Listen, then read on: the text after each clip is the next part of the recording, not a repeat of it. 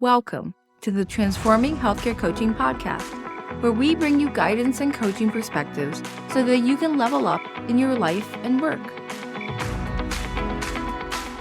During this 30-minute podcast, we wanted to give you some ground rules for what these coaching sessions normally look like. Coach may have a slightly different way of introducing the session, and also all of these sessions are normally confidential. We normally never record any of our one-on-one private VIP coaching sessions. So that's one thing to be aware of. And the other thing to also be aware of is that normally with our group coaching packages, a group dynamic is very different from a single individual one-on-one. And I think we've gotten a lot of questions from people on, well, what to expect. So we figured no better way than to actually just show you. And we as coaches all have coaches ourselves. And so this doesn't frighten us in any way to show you what it's like to get coached. And a lot of times all of us coaches actually enjoy free coaching sessions with each other because it's a great way to expand our perspectives as well. Something to also keep in mind is the fact that these normally are 60 minutes in all of our one-on-one VIP coaching packages. And so this is just a quick demonstration just for the purposes for the audience listening today for the podcast. So without further ado, so Klaus, I'm so glad to see you again for our coaching session.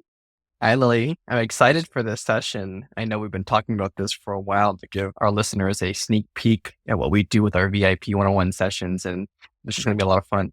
Yeah. So I always start my sessions with a centering breath. So I usually have 3 centering breaths, if that's okay with you. So however, as you're comfortable, if you want to close your eyes slightly or look off to a distance. So you want to take a deep breath in through your nose and out through your mouth. And another deep breath in through your nose and out through your mouth. And one last deep breath in through your nose and out through your mouth. And so as you open your eyes again, this next time is for you. And so what would you like to work on today, Klaus? So I think for this session, I have to talk a little bit about time management for myself and maybe how do I get some techniques and improve on having better balance with my time, both at work and at home. Yeah. And so what specific goal would you like to have accomplished by the end of our session today in regards to time management specifically? I think a good thing to have by the end of this talk would be a strategy or something that I can hold on to and remember to use when I'm starting to realize when my time is being crunched, something that I can do to say, hey, let's get back to it. What's important for me in this aspect of time management that can fulfill that cup that I need every day? Because I oftentimes find that when I'm struggling with time management, I get so bogged down that I don't end up accomplishing anything. Yeah. So tell me more about that. Tell me about a typical instance of this. Yeah. For instance, let's talk about a work day. You and I both work shift work. And for instance, if I work at 11 a.m.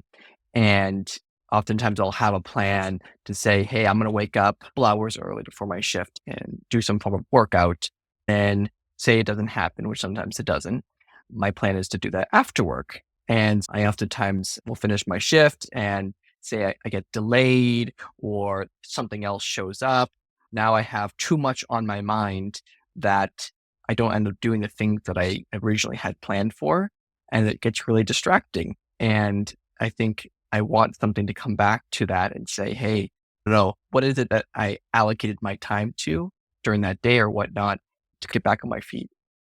Yeah. So I'm hearing you say it gets really upsetting whenever things that we had thought we had planned before work don't get done before work. And then you push it off to after work, in which case a whole host of emergencies come up from work and just running around and commuting and doing those things that then everything has gone haywire. And as the day gets on, it's less and less likely you get things done. And then you just become more antsy about that. And you just can't reset and kind of figure out a way to get back on track. Am I hearing you correctly?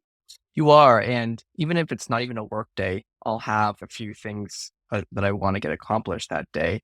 And, sometimes I struggle with allocating the appropriate time to do that. And then when it starts to get later in the day, when, it's rubbing towards bedtime, it gets really anxiety provoking to say, oh my gosh, I didn't do the things that I want to do.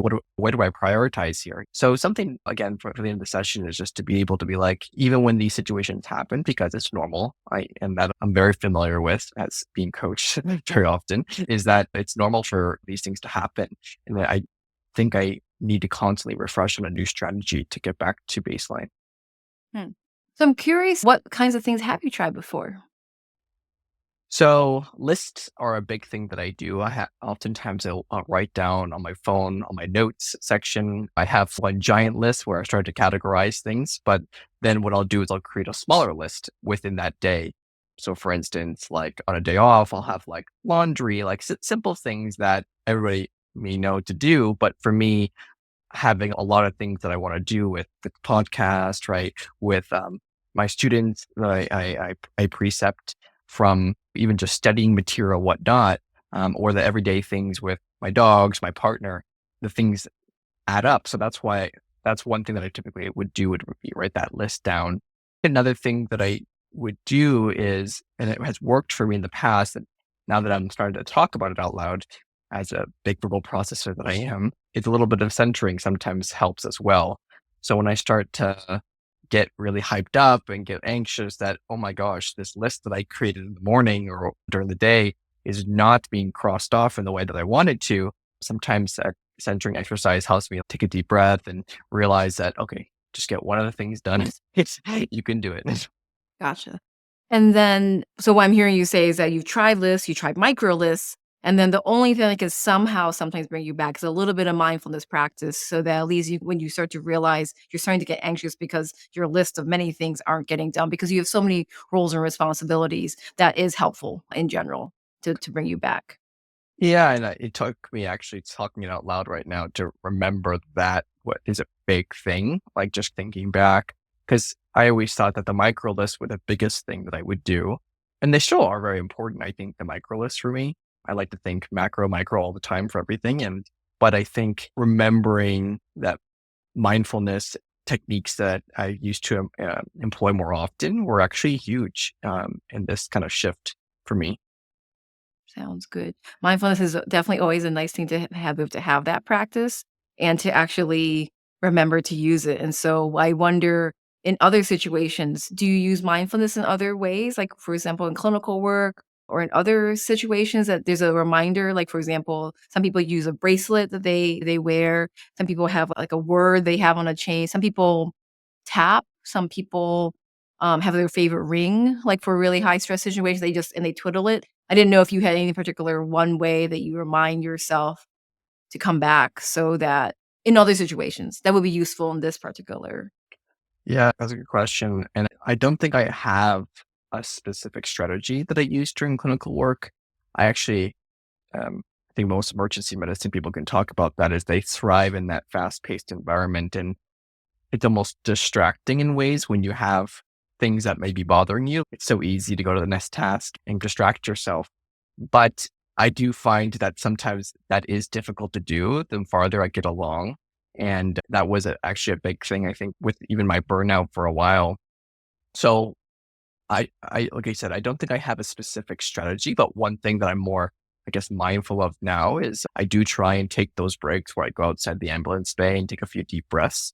And that has been very rejuvenating and very refreshing. And I think talking out loud now would be really good to do that more often and be more, what's the word that I'm trying to use? More inclined to do every day. Yeah. So I'm wondering, how do you decide when to take a break? I don't know if you have, like, a set time or a set alarm. I tried the alarm thing. It didn't work only because I may have a really sick patient and Mhm. the alarm goes off. I'm like, screw I it. I know. It's can't go so back to annoying. it. Agree with you, it's um, so annoying. yeah.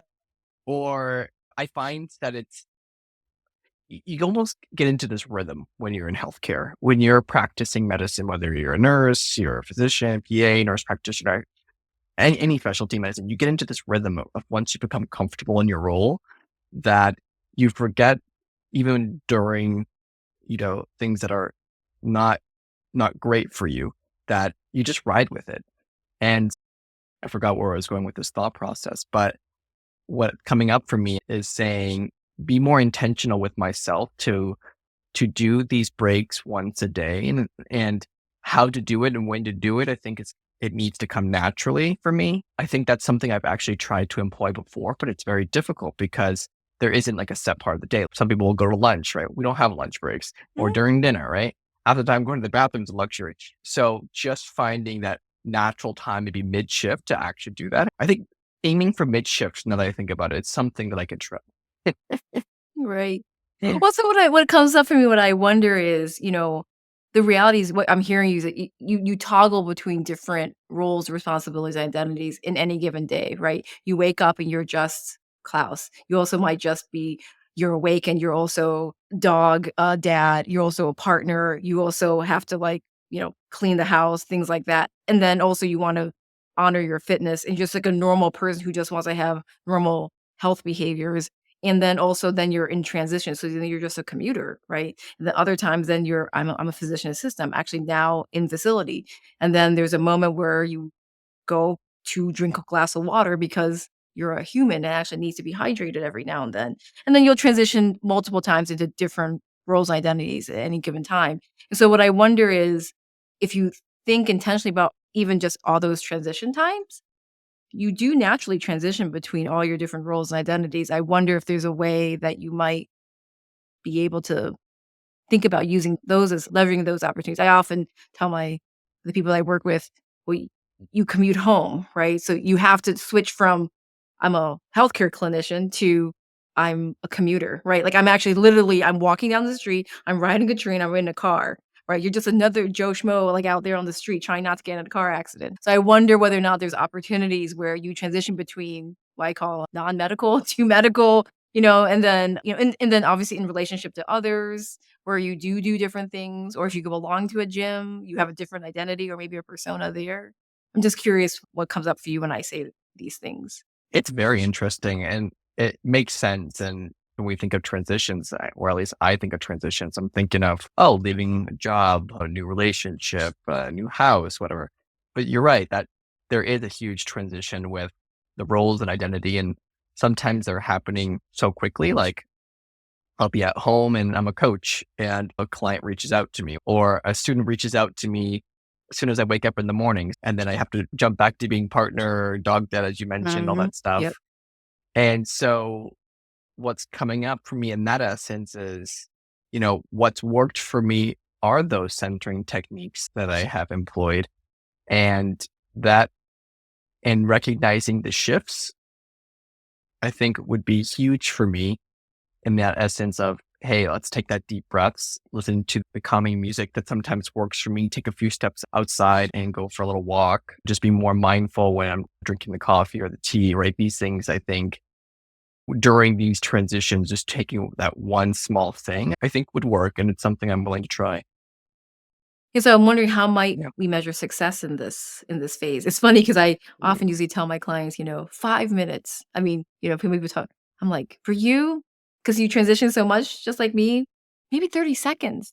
So Yeah. wonder what you might even. I mean, talk about micro. It's like uber micro. Like how might you measure success in that tiny bit of moment? I think that this is the relief. I think that's what the success is to me because I'm so used to being, I hate to use the word high strung, but almost like adrenaline junkie up and going, even when I'm not clinically practicing, because I'm always doing so many different things. If it's not coaching or business related stuff or my clinical work and the students or being a partner, it's DIY projects, which are both like great, but also stressful at the same Right. time.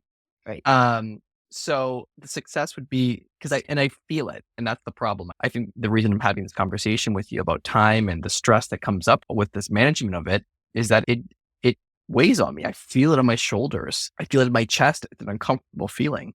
And so I know from my past experiences, those little things like the mindfulness practices, centering really have relieved that kind of worry that I think I constantly have. And so I think the success measure would be the instant gratification that I oftentimes feel after these kind of practices. That'd be great if truly one process alone would be enough. And I Yeah. guess I'll push back and be the skeptic and say the reality is I have a bad feeling that most likely you're gonna have a much higher bar. Like, you'll do this tomorrow, and you'll be like, "Yeah, gold star. I was very mindful the whole day. I actually was slightly more relaxed for a hot one day." And then by tomorrow, you'll be wondering why you didn't get as much done again. And I'm wondering, what would be a perfect day? So if you did incorporate this, could you envision, like, what a perfect day of getting things done off your list? 'Cause I'm curious also how long your list is. Because I've also had some clients where it's like, it's 50 things on the paper versus 3 things on the paper versus 10. And so that obviously Yeah. needs to be taken into account. So I typically have, and they're not well sorted out in the way that I should, but the lists are they're usually tangible things. They're things that you can get done in a day. It's the seeing them collective that can be very distracting and very mind boggling. And I can see that with these shifts, like even just like the transition of accomplishing one, that's a transition, right? Maybe not transition from human to clinical, but it's still a transition, or even it's just an accomplishment, just taking these micro moments, as you had mentioned, right? And I could see it being transformative in a way. And you're right, it may not be the level that I may want it as going by, but I think that's the beauty of what we do is that what we know as coaches that it's an ever evolving process and it does take time. And I know that it took me a while to get even where I am right now. I think a couple of years to really learn what centering and mindfulness was through my coaching journey. And like I said, I'm still learning and practicing techniques on my own as we're talking here to figure out what the best way it is for me. But in a perfect day, I don't see worry. I think that's the beauty of it. And I think this is one step closer to it. so I'm hearing you say it's not so much that, oh, I have 4 things I have to accomplish every day and I need to hit every single bucket. And if the checklist is not scratched off, that's not the issue. It's just the fact that in the transition, as you try to tackle the next task, as long as you're intentionally doing it, you're doing it with the why, you already feel like the relief sort of you're imagining the relief already. Because it's really not about a number or like hitting like a certain number of things scratched off the pad. I think it used to be, it really did used to be like, oh my gosh, you didn't get all 10 of those things that you Right. said you're going to get done. But I think throughout my journey, it's become less like that. And it's been more like exactly what you had mentioned, like following the intention and at least taking a step in that direction. Or at least there might be like one or two things on that list. Like, no, that needs to be done today. Right. And then when those are done, and the other stuff also get tackled, okay, it feels even more amazing, obviously. But I think one strategy of the kind of mindfulness that I can do with these shifts and the transitions, I think will lead me closer to just crossing them all off or even more. Right. Okay. And then my only other wonder is, have you ever done a time audit where you literally took a week of your calendar and accounted for every single hour? Amount sleeping, amount commuting, amount showering, amount eating, amount just truly relaxing. Have you done like a sort of a little time audit at all? I haven't. I've never done any form of audit. I'd be curious. And I only say that because every day is a completely different day Okay. of somebody who goes in shift work. But I would say that I do have general time frames, obviously with showering and eating, depending on if I'm cooking or not cooking. So I have general mindsets, but no, I've never done a full audit. And so when I bring that up, what sort of comes up for you when I talk about a time audit? It makes me wonder where is my time being allocated and how much of that time is being allocated, and wondering if I do something like that where I start to measure maybe rough times, right? Of how long it takes me to do certain things. If that may help me, plan the days a little bit better. To be honest, I've actually been meaning to buy one of those like ring trackers. I think it's called the Aura Ring. I think you Yeah. have one, right? Yeah. Yeah. Because I don't even know how long I sleep for most of the time. And I generally know, but I'm not consistent with my knowledge of these things. So it gets me wondering. Right. So if you'd be open to it, I do think for between now and the next coaching session would be I mean, I can also give you a handout if you like. It's literally not that complicated. It's you just take either a Word or an Excel sheet or some kind of analog to some kind of journal. If you have a planner, and to literally to write out from midnight to midnight, all 24 hours. People always joke like, "Well, how do you get everything done?" I'm like, I actually use every single 24 hour of the day if I'm in a very serious, intentional manner, including sleep, right? So I think when you actually can see, like you said, if I actually did know how much I slept and did know places where I could save time or gain back time, we're like, oh. It actually took me over an hour to get ready in the morning, right? I think Yeah. a lot of people are like, "Oh, I didn't realize I did that." There's a lot of hidden places where you can like, "Oh, I could do something different with that time." And then you're in control again. And then it feels like when you have agency, it makes all the difference. Yeah, I'd be curious to see how that could serve me in that essence. And interestingly, I don't think I worry so much about the time of the day because I feel like it's a good thing to have in mind, but I think it's more the stress that I create myself is what I think I'm Interesting. realizing. Yeah. Interesting. And so thinking through that stress, what are some of the things like do you feel it more or are there thoughts that are sort of running through your head when it comes to time and your perception? I'm curious like whether you tell yourself a particular story or perception about time. I'm trying to think what I tell myself. I think there's a lot of thoughts behind it. I think in circles, I think is my problem. Mhm. And for instance, I have this large list or of these things that I want to get done. I'm much more intentional about it. But when I see the collective struggle with almost paralysis by analysis, right? Mhm. I'm seeing so many different things. Where do I start? How long is that going to take me? And sometimes I guess I've been burned in the past with some things taking longer. So I think it's more that thought process is behind it. And which then brings stress to me and then anxiety. But then there's beauty about it when you actually start to accomplish these things. And I also enjoy that aspect. I also enjoy the aspect of beating time in my own ways. Right, right. And so what I wonder is rather than the list, do you think there might be a different way to approach what you accomplish or goal for the day? If the list and the micro Yeah. lists aren't working, right? Because what I'm hearing you Yeah. say is that just seeing all this makes you just "Hmm," and then it's almost like you don't know which one to even tackle first. I wonder if there's a different way of looking at it. I'm wondering if the other thing that I use is my calendar a lot. And I feel like I bounce between the two a lot. And I'm wondering if for me, I think a time audit would be very useful, number one, to get a better perspective. But I'm wondering if I'm being much more intentional, which is something I definitely have been for several years now, is maybe just putting the things that I need to be intentional about that day with. So instead of saying, okay, laundry, take dogs for a walk, what else? Vacuum, reach out to this client, whatever, more with, okay, there's a day for dogs and house. Right. I don't know, right? Right. Yeah. And then if the other stuff happened, great. If the other stuff doesn't happen, whatever. I was more intentional with the overarching. And this is something I think that I can probably practice a little bit better, which will be a little bit more freeing. Yeah. So what feelings are you feeling just even just saying that? Like, oh, Sunday is gonna be house day. Monday is gonna be coaching day. You know Tuesday what? is gonna be Yeah. work day with the students. I get all the stuff done that way to bundle the intention for the day. It's actually tension relieving just Huh? thinking about it. Yeah. It's because I just, I live in this collective anxiety of lists and organization.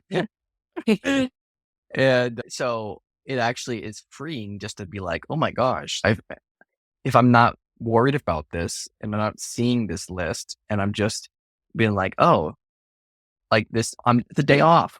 Why do Right. I have Right. this massive list that's makes it doesn't feel like it's not a day off, right?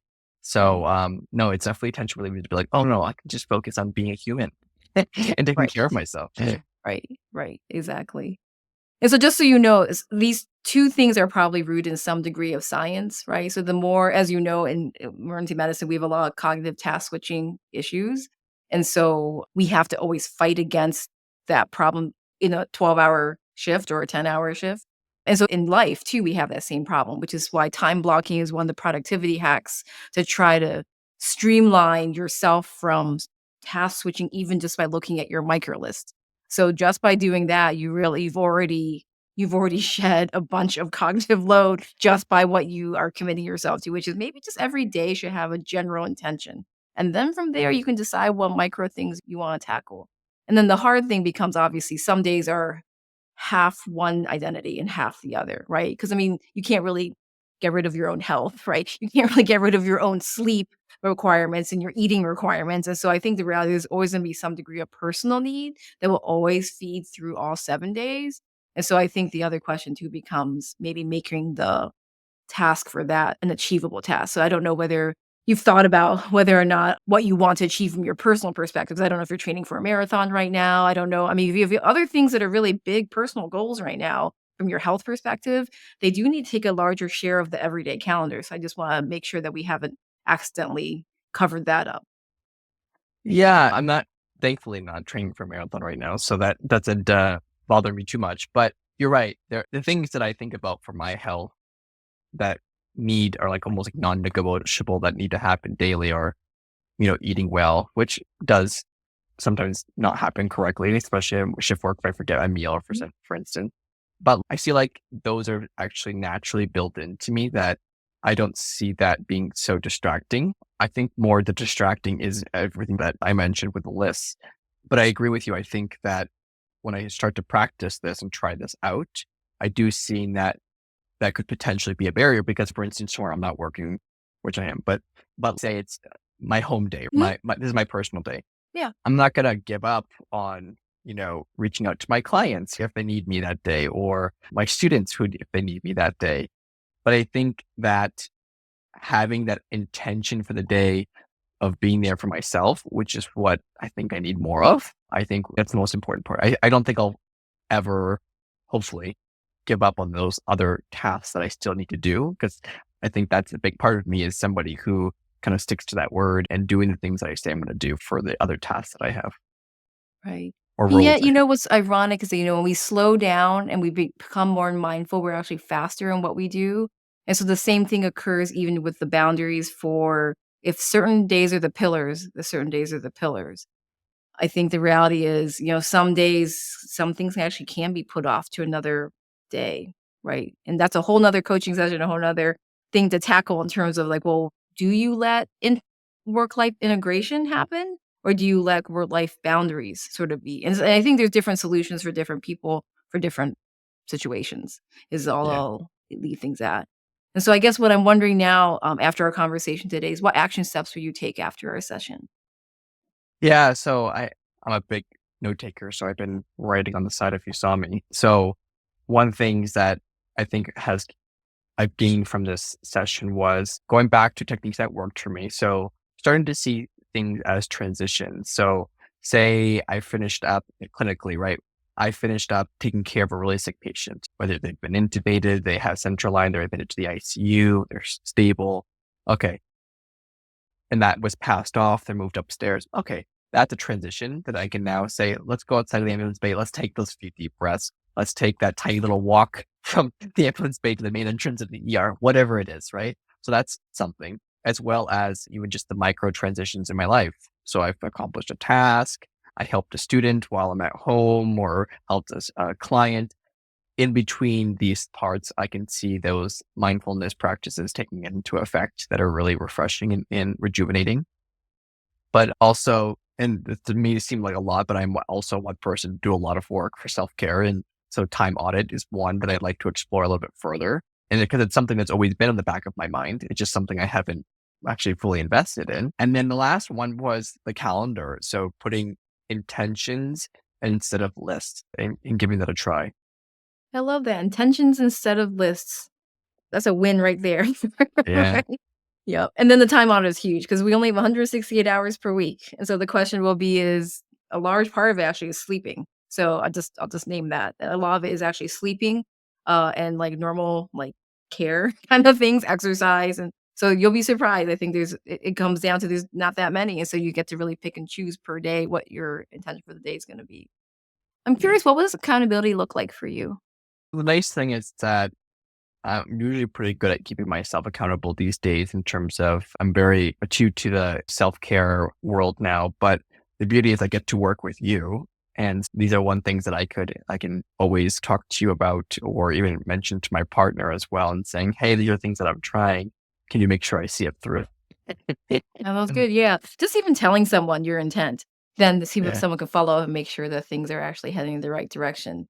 And then I guess I'm also curious, what are you going to troubleshoot from happening? So what are you worried about that will set you back and not do this by tomorrow in terms of some of these things?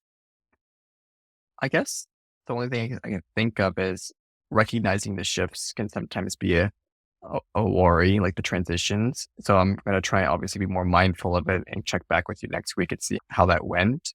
Other than that, my fear would be that I go back to my natural list. But like I said, I'm going to at least give this a try for a week and see how it goes. And I can check back. But I think those are the following my natural tendencies, I think are going to be my barriers. Yeah. I think the good thing is to know that, you have me, you have your partner, you have other people who you can be like, "Oh, I did it again." You know? hmm And then you're just like, "Okay, reset," right? And then every 12 hours to me is a reset. It Yeah. can just be something different. Like, I noticed it. Thank goodness I noticed it. And then we just move on. Didn't happen. Let's keep on trying, get back on the horse again. Yeah. And so I'm curious, what have you learned about yourself and your situation through this quick call? I've learned that I am doing it. I am doing the things that and I have made some great changes over the past couple of years, and I'm learning that again, it's a marathon, not a sprint, right? And but also to enjoy the process. That it's okay that one technique's not there just yet, and I'm learning to be more forgiving with myself. I think is what it Mhm. is because it's so easy. Okay, I've named these three things with you that I'm going to do, and if I don't do them, and this is something I notice in a lot of my clients too, is they get really upset. I'm like, there's no need to be upset. This is the life. This is the journey we're learning. And as long as you're learning and you're reflecting and taking into practice and adopting the things that did work, that's a win to me. So I'm hoping that one of these is at least a win, but I'm glad that I can come back to it and reflect upon it. Yeah, that's a really good thing to recognize the fact that you are in a learning journey, and the reality is you do actually know and have skills that can actually get you through this minor snafu with the time. And it happens to all of us at the end of the day. And what's great is the fact that you can recognize it and realize, okay, I need to work on the underlying root cause of it and try something new. It's always surprising, like, well, what worked one season isn't going to work now, right? Like, I'm sure this method served you at some point, but like you said, we're It always learning and did. You're growing. right. So, Exactly. And it did. But the thing is, we start to adapt and some things can always be improved upon, I think is what it is. It worked and it does work. Don't get me wrong, but you're right. Everything can be adapted to be even better. right, right. Just means you're just learning and growing even more. So Yeah. awesome. Well, thank you so much, Klaus, for being willing to be coached on on video and for our listeners. And I hope everyone enjoyed this episode with us. And if you have any questions, feel free to reach out at hello@transforminghealthcarecoaching.com. And if you have things that you would like us to cover, please email Klaus at podcast@transforminghealthcarecoaching.com. Klaus, any other final words as we end today's episode? No, thank you everybody for listening into my deep reflections. I hope they came off as authentic because these are actually things that I could truthfully work on and things that were truth in my life. And Lily, thank you for coaching me through this. It's always incredible what you can develop and what we did with this in 30 minutes. It's incredible how much you can shift and learn about yourself and just being open to the process and what it can do for you. If that's something you guys are interested, please reach out to us. We love these sessions. Sounds good. Awesome. Thanks, everybody. Thanks, everyone. Thank you so much for listening to the Transforming Healthcare Coaching podcast. If you found this episode interesting or useful, please share it with your friends and colleagues in healthcare. And we would love it if you hit subscribe so that you never miss an episode. We want to help with the topics and problems that you want us to talk about. Leave us a review wherever you listen to us with suggestions, feedback, and praise. It means so much to us, and we actually read every comment. For deeper support in your life and work as a healthcare professional and leader, head over to transforminghealthcarecoaching.com. Download our free 5 reflection questions to jumpstart your journey and join our email list to be the first to know about our coaching programs. We're also excited to offer the MedThrive community, a supportive space for group coaching and self-paced personal growth, providing an alternative path to growth beyond one-on-one coaching programs. Find out more and join this thriving community at transforminghealthcarecoaching.com. Together, we can transform healthcare one person at a time.